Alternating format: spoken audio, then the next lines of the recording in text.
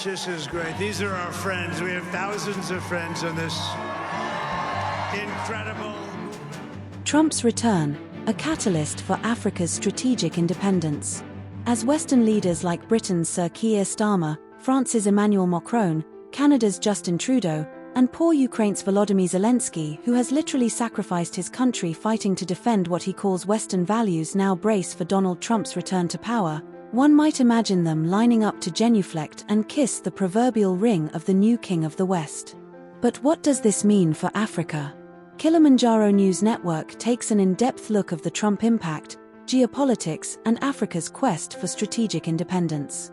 Before we continue, don't forget to subscribe to Kilimanjaro News Network. Click the bell icon to be notified for more interesting and in-depth investigations and analysis of events happening throughout the continent and the diaspora. Donald Trump's emphatic re-election as US president presents a pivotal moment for Africa, a continent increasingly asserting its independence and redefining global alliances.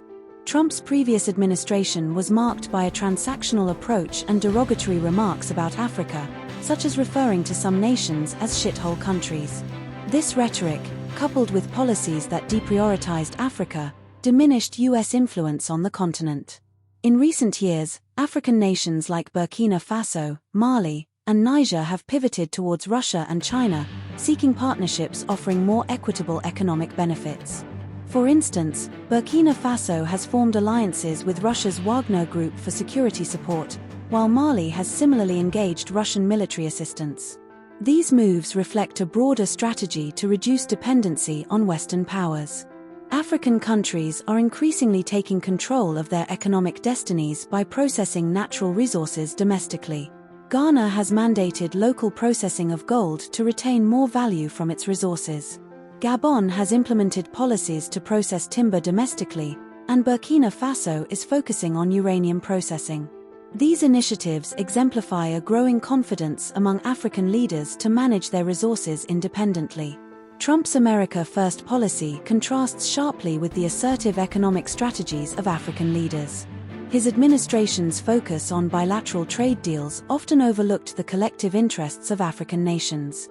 Meanwhile, African leaders are prioritizing regional cooperation and self-reliance, reflecting a shift in power dynamics. A second Trump presidency could exacerbate existing challenges for African economies if US trade policies become more insular. However, this scenario also presents opportunities for Africa to strengthen ties with other global powers like China and Russia.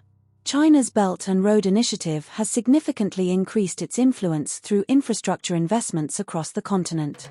Russia's military engagements have also expanded its presence in African security matters.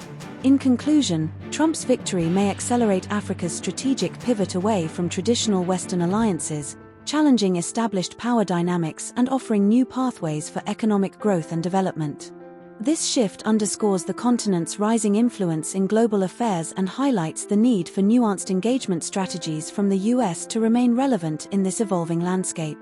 Kilimanjaro News Network will like to hear from you directly. In a world where global alliances are shifting, how should African nations balance partnerships with Western countries and emerging powers like China and Russia to best serve their economic and political interests? With the rise of nationalism in Western politics, exemplified by leaders like Donald Trump, what are the potential risks and benefits for global cooperation on issues like climate change and international security? As African countries increasingly assert control over their natural resources by mandating local processing, how might this impact global supply chains and the economic relationships between Africa and the rest of the world? Given the historical context of colonialism and current geopolitical dynamics, what role should Western nations play in supporting or respecting the sovereignty of African nations as they pursue independent economic and political paths? Send us your messages. Remember to like, share, and subscribe to Kilimanjaro News Network, the authentic voice of Africa. Scan our QR code and visit our website for more news coverage and unique analysis. Kilimanjaro News Network broadcasts in Swahili, Arabic, English, and French.